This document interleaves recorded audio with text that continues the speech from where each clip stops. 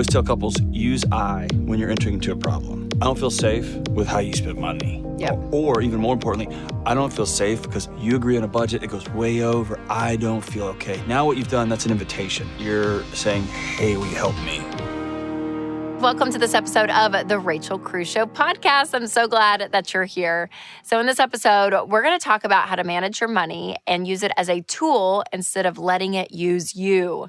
Then I'll go over the why behind one of my most hated financial tips, a little sneak peek. It involves combining finances with your spouse. But first, I want to share a special Valentine's Day themed interview with my friend and fellow Ramsey personality, Dr. John Delony, where we answer your burning questions about money and relationships. Take a listen. Today, I'm excited because I'm joined by my good friend and co-host of The Ramsey Show, partner in crime when it comes to money and marriage, our event, Dr. John Delony. What's up? How are you? Good. Good. You? Welcome back to the Rachel Cruze world. I know one you of my love favorite when you come places to here. be. It is. It's all happy and joyful. It's so happy and so joyful. great. It's so great. Okay, so if you're new around here, John and I, we're both married, not to each other, but we are very passionate about helping couples when it comes to their marriage, when it comes to them growing emotionally and financially. And statistically, money remains one of the number one causes of divorce in America today. And we want to help when it comes to the subject. So we've done Money and Marriage a few times, the event. We had one huge event last year, which was so incredible. And so we actually had a lot of questions from the audience during that event that we were answering. And we didn't get to all of them because there were a lot of questions. So John, got a little surprise for you. Okay. Oh, we're taking live questions. We're going to take some live questions. All right, So these take were live actual questions from those of you that came to our Money and Marriage event last year, and questions we had never answered from stage. Let's do it. Because we didn't have time. So we're going to do this. And if you have questions as you're watching this and you're thinking, I may want this answered, drop in the comment section because we may do another video, come back around and answer more questions. So here we go. Go for it. I'll let you. You do it. No. Ladies first. No, guests first. I'm a selfless host. All right, let's see here. What is the best approach if my spouse has a serious spending problem? Did Winston send this? I've tried to start the conversation before, but they get defensive and I eventually give up. Should we go to counseling? Well, I think every couple should go to some level of counseling and therapy in general. Yeah, I mean, I do feel like if one spouse has something that's obvious, maybe it's a spending problem, I feel like sometimes the other spouse can feel accusatory and they don't respond well. Right. But even if the spouse isn't accusatory and genuinely wants to know and the other spouse still gets defensive, what do they do? Often the most important deal here is when somebody gets defensive, instead of thinking that there's something wrong with them, Yeah. I want to think, what have I done to set them off, right? What can I own? Because I can't control what they're doing. I can get mad and get frustrated, but at least I want to look in the mirror real quick and say, did I just start throwing grenades? And so a good way is, oh my God, what did you buy this week on Amazon? I've just thrown a grenade and you have to fight me back, right? I've started a fight and you got to start fighting me back. Yep. Or, oh my gosh, why did you spend so much money? You see how little I spent last month and you went, now we're in a fight, right? There's something different about, and I always tell couples, use I when you're entering into a problem. I don't feel safe with how you spend money. Yep. Or even more importantly, I don't feel safe because every month we make a plan.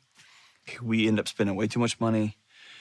You agree on a budget, it goes way over. I don't feel okay. Now what you've done, that's an invitation. It's not a punch. Yep. You're saying, hey, will you help me? Yeah, that's Right? good. And that's a different way into the conversation. If they then respond to, I don't care how you feel. I'm buying these shoes or this car or I'm getting my truck jacked up or whatever the thing is. Now you've got somebody who looks at you and says, I don't care what you need. I don't care what you feel like. I don't care what you think.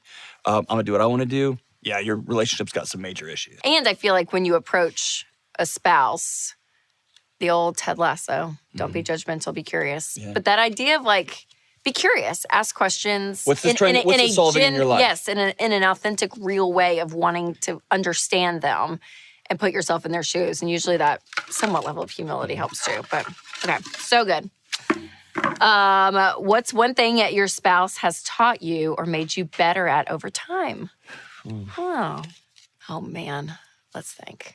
My wife has taught me a lot. So taught me about the importance of I wouldn't have gone to grad school if it wasn't for my wife. I thought I knew everything at 24. I thought I knew everything. No, not you, John. Yeah. And she's taught me the importance of reality. And I don't mean that in a funny way, but I tend to think, hey, it's 8:58 and my meeting starts at 9 and it's 30 minutes away. I still have time to shower. And after I get out of the shower, I'm going to go ahead and iron my clothes. And then I'm going to go mow the yard real quick. And then by the time I get halfway through mowing, it's 11:45 and I'm super mad at time, right? Not at me. So what she has taught me to do, I guess, is the best way is to count the cost, right? Yeah, Like, yeah. if you want to do X and Y and Z, that's cool.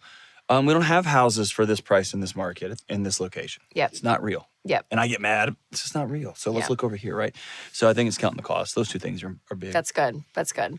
I would say even more recently, Winston's perspective on just like parts of life, but there's like this kind of element of like everything belongs. So whether it's beautiful, whether it's hard, whether it's suffering or it's a gift, like everything, there's this comfortability he has in life where I find I want to avoid the hard or the struggle or whatever, right? And I've realized that more when I'm mirrored against him, where he's so, I don't even think confident is the word. It's a comfortability with all of life. And that's been huge for me, where I've like realized that. And I'm like, oh man, I could do better at that. It all belongs. All belongs. It all belongs. That's a good word. It's a good word.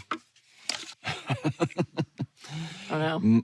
My husband spends hours on the toilet scrolling through reels. Help.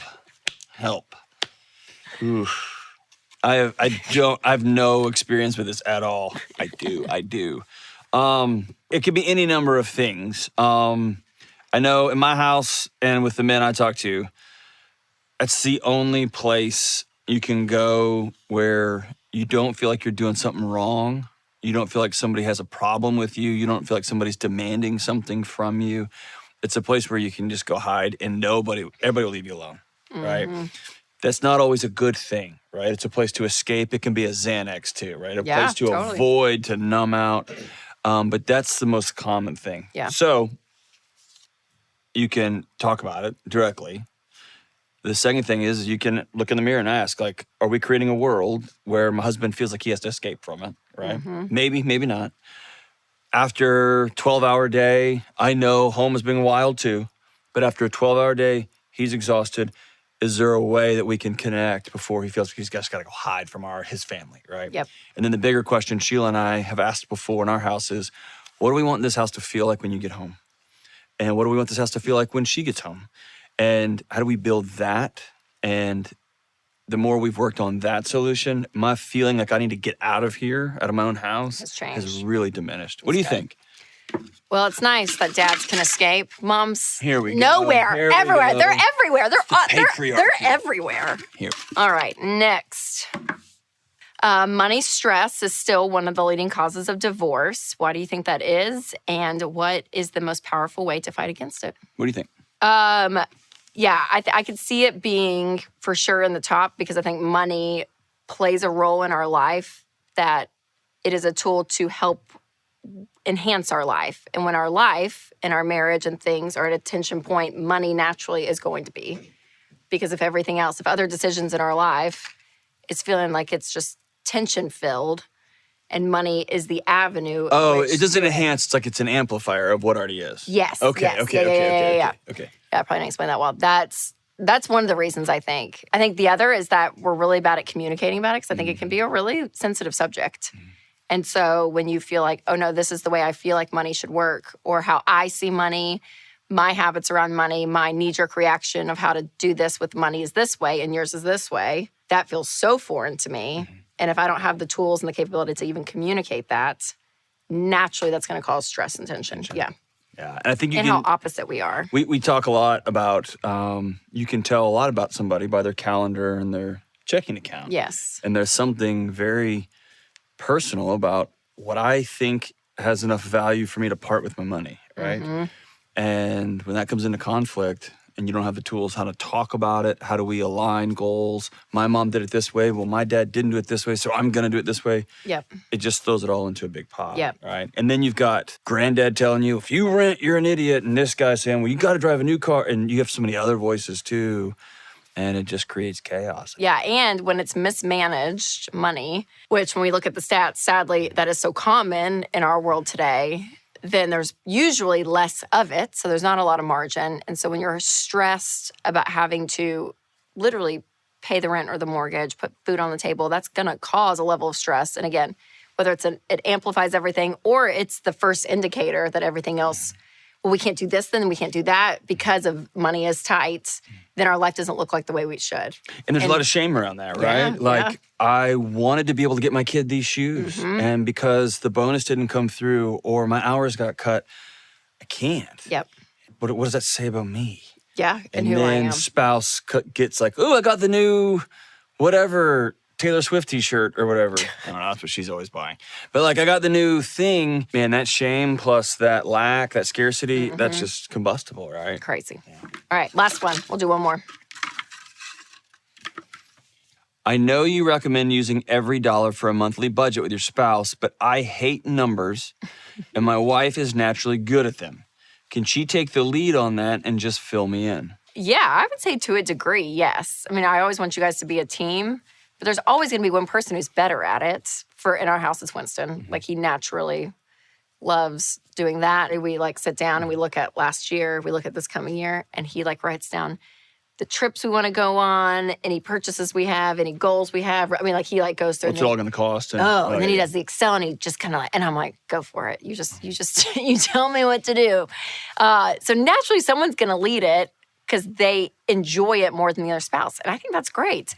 But the whole idea of like, oh, she's just going to hand it to me and that's going to be it. No, I want you to be part of the discussion because I don't want her to feel like she's on an island and isolated doing it by herself. That she's a teammate. But yeah, I think it's a very natural thing to say one of you is going to be more excited and better at it and take the lead on it than someone else. I also want you to lean into the things in your marriage that have to get done, that are an important part of a relationship, and you say, oh, I hate doing that part. That's not always a good excuse. We've talked about this privately before, but I've just sat with people and their spouses passed away. And they have a very hollowed out look and they ask the same question. I don't know what I'm going to do. I don't know where the money is. I don't even know who is our electrical company is. I don't know anything.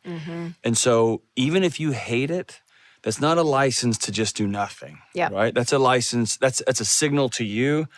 I'm going to have to dig in and learn at least some of this. Yes. You take the lead. You're the pitcher on the team. I play outfield, but center field still is an important role. Right. You're throwing every pitch, but I got to be back there because the ball may get hit, right? Yeah.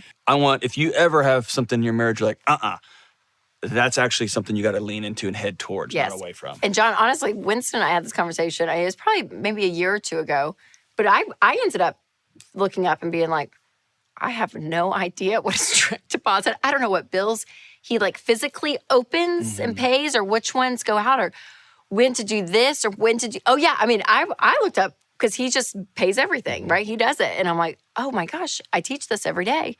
But literally, if something happened to him, I'm like, I don't know if I have a list of like what gets paid when and all of it. So I made him like list everything out. I mean, even down to like things like the oil change. He's like, you need to change the oil when the car comes out. Yeah, he like, it's like all of this. I'm like, okay, I don't know.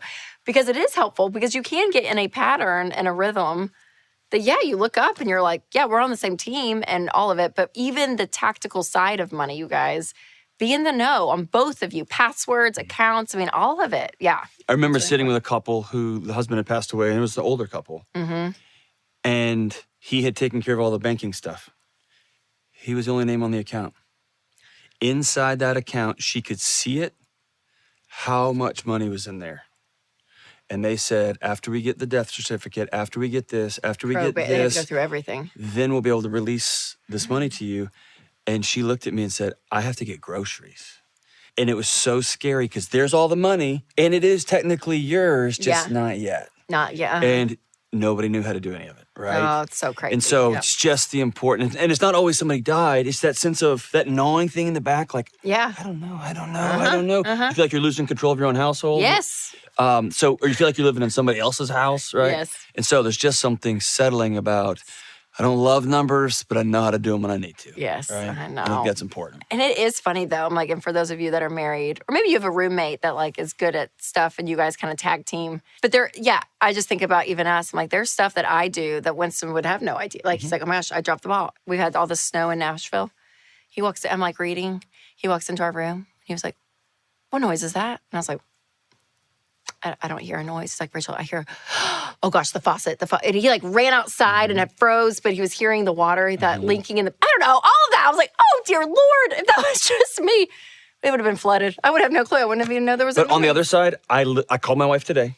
So I texted her and said, call me. And she called and said, what's up? And I told my wife, I said, hey, I know this week has been really hard and you've carried all of it, right? I'm in a house full of kids. All the dogs have to be inside. There's chaos. The food has just magically appeared when I got home. It hasn't magically appeared. I know she took care of all of that. And I know intellectually, I think I kind of know I have no idea what she's been through. Yep. Violin practice, all of it, right? Here's the deal. Like, at least know about each other's worlds. It's just so important. Yes. And be thankful and know. Yeah. So great. Well, John, thanks again for joining me. And if you guys want to check out more of what he's doing, make sure you go to the Dr. John Delony Show here on YouTube and podcast. He's on all the socials.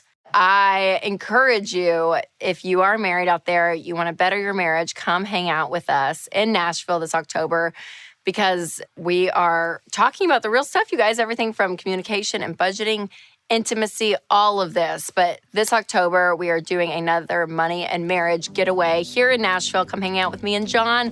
The last event we did, which was the first big weekend event, we had so much fun. We loved it. So if you want tickets, go to ramseysolutions.com/marriage to claim your spot.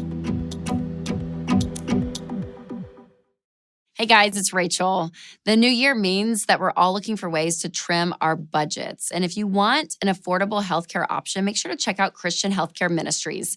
CHM isn't health insurance. They're a health cost-sharing ministry, and they've helped hundreds of thousands of families across the country satisfy nearly $10 billion in healthcare costs without sacrificing freedom. And the best part? You can join at any time. Find out how you can make the switch to CHM and save your family money at chmministries.org/budget. That's chministries.org/budget. Let's have a little come to Jesus moment about our money. Now listen, you're not in trouble, but I am here to help you when it comes to getting your spending habits in order because it can be so easy to lose sight on where our money should fall in comparison to other parts of our life. So I just want you to think about this question. Do you have control over your money or does your money have control over you? It's an interesting one. Some of you might be thinking, golly, I kind of feel like the latter. I feel like my money controls me. And listen, we've all been there. Even though this is my job and I talk about money day in and day out, there are times that, my money gets in a place that in my life that I'm like, no, that's not where you should be. So today I'm sharing my number one tip for using money as a tool instead of letting it be the ruler of your entire world. And be sure to stay to the end so that you can hear how you can apply this mindset to your life and avoid making things way more complicated than they should be. So when you're trying to take control of your money and truly use it as a tool, it all comes down to one mindset shift. Defining your needs versus your wants. Now, some of you are probably thinking, well, duh, Rachel, I already know the difference between the 4 walls and the fun subscription category in my budget. But there's actually more to it than you may think. And I'm actually going to tell you exactly what I mean. But first, let's go a little bit deeper and talk about why so many of us feel so stretched to afford our basic lifestyle expenses. Personally, I think it all boils down to overexposure. Just think about how much we are exposed to in 2024 versus 10 years ago, 20 years ago, even 50 years ago. I mean, we have access to thousands of books and movies, TV shows, podcasts, social media, where we get a taste of other ways of life that we may not have known even existed 100 years ago. I mean, back in the day, I used to go buy like Us Weekly magazines and look through and see. And like that was the extent basically of celebrity culture. But now it's like reality TV shows galore and Instagram and TikTok. And you just see extravagant lifestyles, not just from celebrities, but also like the everyday mom in Dallas. So you're like, oh my gosh, she's living a great life. So again, you could open up any social media account and instantly see vacations and cars and homes and growing families. And we were not meant to consume that much material, you guys. We were made for small scale communities. Like, we were not supposed to know what was going on the other side of the world from somebody we've never even met. And I don't care how many boundaries you set up around technology. Everyone is at risk into slipping into this comparison culture in our existing world today. Okay, deep breath, everyone. So I wanted to paint that picture, not to stress you out and feel doomed for the rest of your life, but to remind you that if you struggle to have perspective sometimes, you're not a terrible person. You are just human in our world today. And it's normal to see what other people have and want it too. And being able to fight back against that tendency is a really powerful skill to help you build wealth. And part of fighting back of that means, hey, they have what they have and good for them. But this is my life, and really putting your energy in there. So let's talk about how you can put money back in its proper place and use it as a tool in your life instead of a weapon in this comparison culture battle. Okay, step one in separating your needs versus wants is in detail. So like I said earlier, most people understand food, shelter, transportation, utilities, basic necessities. But are you vigilant about drawing smaller boundaries within that larger boundary? So for example, yes, you need to afford to eat dinner every night. But does that mean it has to be at a fancy steakhouse or some bougie to-go sushi place? No. Or with transportation, yes, you need to get to and from work, get your kids to and from school, go to the grocery store. But that doesn't mean that you have to have a $700 car payment to be able to do that. Or even housing. Yes, you need a roof over your head. But no, it doesn't have to be in the best part of town with the picture-perfect kitchen. So remember, within your choices that you make about money, there's often a lot of seasons in your life that correlate to it. And you can do anything for a period of time if you have a larger goal in mind. So maybe it's a season of sacrifice for you, and that all looks different. Or maybe it's a season, of reaping things that you've done and sacrifices you've made in the past. But you want to draw boundaries around your necessary expenses, again, to go further with your money in the future. And speaking of long-term, the next step is to take your needs versus wants a step further and start intentionally planning for the future. So ask yourself this question. What are the non-negotiable experiences that you want out of life? So if you're single and you could do this with a friend or a mentor, if you're married, or you're in a serious relationship, have this conversation with your significant other. But think about, do I want kids? If so, what kind of experiences do I want to give them? Do we want to travel? Am I going to want to work? So I have to pay for childcare. Do we want to pay for their college and save towards that? We need to think about basic things like doctor's visits or even camps in the summer that they're going to go to. But if kids maybe are not in the equation, then think about other things like travel. How many vacations do you want to take a year? Do you want to improve the comfort of your day-to-day life? Maybe you want, a great new kitchen and you're going to do a home renovation. Or maybe you want a nice car and you want to save up cash for it. Whatever it looks like for you, just daydream about the future and then adjust your budget in the present to make that happen. And defining your needs versus wants is powerful, and it puts you back in control of your money. And we're still at the beginning of a brand new year, you guys. So I really encourage you to spend some time defining what is important to you in this season of life. But remember, separating your budget into needs and wants means nothing if you don't actually have a place to organize those categories. So I would encourage you to download EveryDollar. This is our budgeting app, and it's amazing. It's a great place to organize all of your spending and keep yourself accountable as you work through the baby steps. Hey guys, it's Rachel Cruz. On Valentine's Day, let's be honest, on any day, getting on the same page with money is my love language. That's why I can't wait to tell you about Money and Marriage Getaway 2024. That's right, the event you guys loved last year is back. And this fall, October 24th through the 26th, grab your spouse for a weekend getaway in Nashville. You'll spend 2.5 days with Dr. John Delony and me and get the tools that you need to set goals, dream about your future, and win with money together. We'll do a live Q&A, and it's a pretty incredible date night in the works too. Here's the thing, you guys. When couples hit their money goals together, they feel more in sync than ever before because they see themselves as one, and that can happen for you too. Tickets start at just $7.99. And we have a few VIP spots left that include a meet and greet with John and me. So call a budget meeting, start a sinking fund, and get your tickets at RamseySolutions.com/marriage. we're going to get a little controversial today. Do it for the plot, as the kids say.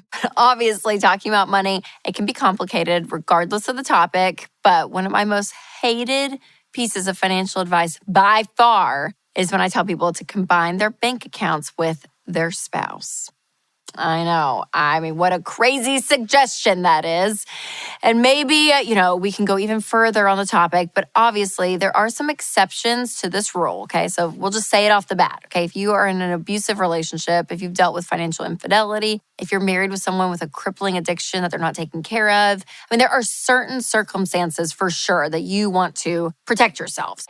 All I'm saying, though, is if you're sharing a bed, if you're sharing genetics with little kids running around, you can share a bank account. And I am a firm believer in combining accounts with your spouse when you get married. And I think it's one of the best things you can do financially, emotionally, and even spiritually. So let's talk about the why behind this tip and see if some of the skeptics out there may have a little change of heart. Plus, if you stick around to the end, I'll share the one account that I don't think you should combine with your spouse. So stay tuned. All right, so let's start off strong. The first reason why you should combine your bank accounts with your spouse is because it's more financially beneficial. So regardless of religion or culture or even just marriage, it's literally proven in the numbers. So at Ramsey Solutions, we've seen time and time again through our research and through real people that we talk to on the Ramsey Show all the time are couples who, when they are on the same page financially, they reach their goals faster.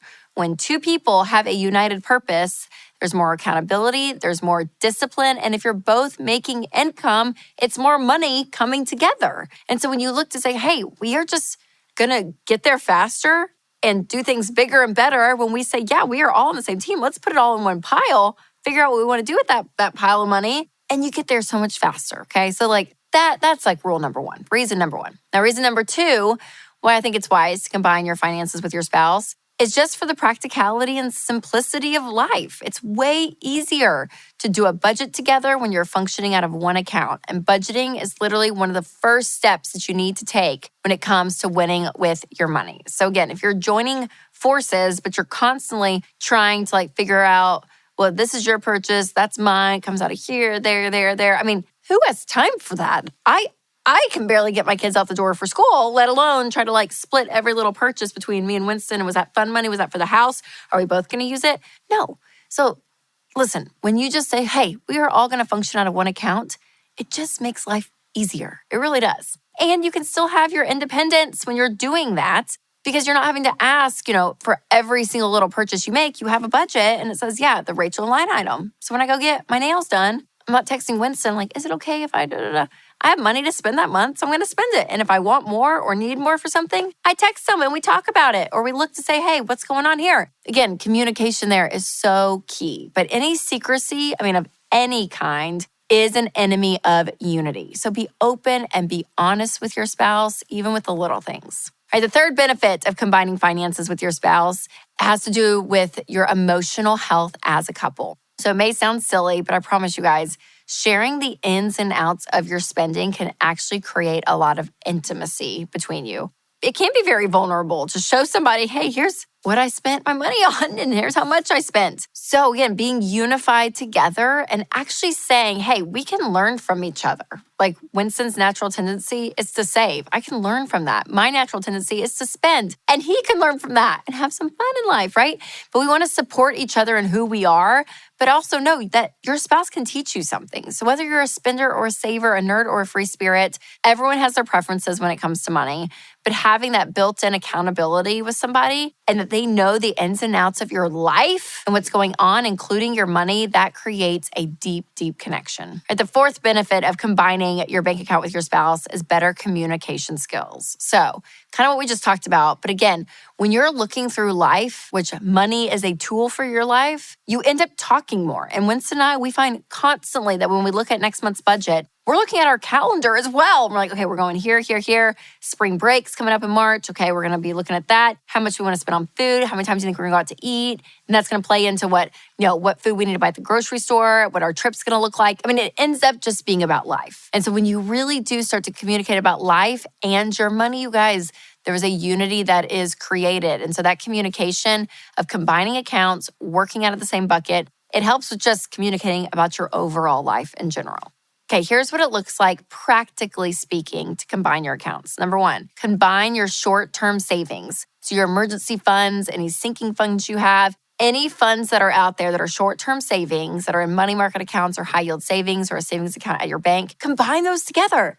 Because again, you may realize, oh my gosh, we have 3 to 6 months of expenses saved. If we come all together and we put all of our money, high five and hallelujah. I mean, it's amazing. And number two, combine your checking accounts. And this is what we were talking about earlier, that when you're living life, but you're seeing yourself as one, you're working on a one budget and one account, it makes life not just easier, but you end up having more unity with your spouse. So if you've not downloaded EveryDollar, do that, because Winston and I, we have the same login information. So our budgets look the exact same on our phones. If one of us makes a change, it comes up on the others, and we're able to really see where we're at financially, and it is so helpful. All right, number three, and this one might surprise you, but there is one account that I recommend that you build completely separate from your spouse, and that is retirements. Yes, there are so many great advantages, especially with taxes and stuff, when you say, hey, I have my own account with my own income, and I'm going to grow it over here, and then you get to double it with your spouse by them doing one as well. It works best for everyone. So do not combine retirement or say, oh, one of you just does retirement. If you're both working, especially, be able to say, hey, we're going to both build retirement, and that will double your retirement when it gets to that point in life. All right, before we wrap up, I want to address 2 common complaints I hear. So again, I hear y'all all the time have the drama, all the things about combining accounts. So number one, the first one I always hear is, how do I buy my spouse a gift? Oh no. Well, first and foremost, if it's Christmas or an anniversary and you know you're going to buy a gift, take out a Visa gift card. Like, yeah, here's a couple $100 or whatever you're going to spend on a gift. Then take that money, buy a Visa gift card with it. Then they don't know where you're spending it. Or if you want it to be an ultra surprise, if you have a friend or a parent who will give you the money to buy the gift and you said, yep, I will Venmo you, or here's a check for it, old-fashioned, write a check, but don't cash it, or I won't Venmo you until I actually give the gift. And again, there's trust in the relationship and all of that. Do that. Winston did that for me on our last anniversary. Completely surprised me. We said we weren't doing gifts. I was like, how did you do it? And his friend bought the gift. Winston Venmo'd him that night. And it was great. So there's ways around it, okay? Don't let gifts and all of that hold you up in keeping accounts separate, okay? Combine them and work your way through it. Now, the second one is, how do I get my spouse on board if they disagree with how I'm wanting to handle money? So this is a big one too. So if you and your spouse are not on the same page when it comes to money, I would recommend sitting down, first explaining your why. Why do you want to do this? Why do you want to combine accounts? Why do you want to get out of debt? Why do you want to budget? What's your why? And hopefully, if you're in a somewhat healthy relationship, your spouse is going to hear that and you guys are going to have dialogue about it. Also, if it's something you want to do, like a big goal, like getting out of debt, I always tell people to go ahead and put the numbers out there. Go ahead and build your debt snowball or a budget. Go ahead and create the budget and present it to them, not as this is what we're going to do, but hey, here's what this looks like. Can we sit down and have a conversation about it and actually kind of look at the numbers? Because sometimes it's way less intimidating when you actually see facts on paper versus this idea in your head. But again, you guys, it is so, so crucial. Now, if they are completely opposed, won't even talk about it, I'm telling you, that's when I would bring in a third party. I would go to a counselor or a therapist, because that's probably the mindset in other areas of your marriage, which could indicate, hey, there's some issues there that we need to talk through. It may not just be about money. It may be about other things as well. Okay, so that is why I believe what I believe when it comes to your money. Now, if you still don't want to do it and you're going to live your own life, that's great. You're an adult. You get to make your decisions. I know people hate that advice, combining finances with your spouse, but you guys, it helps you not just financially, but also in your marriage. Well, thank you guys so much for listening to this episode. And if you love this podcast, make sure to leave a review, because we want to hear your feedback, and subscribe to this podcast, share this podcast, spread the words to your friends and family, because it helps us out so much. And remember to take control of your money and create a life you love.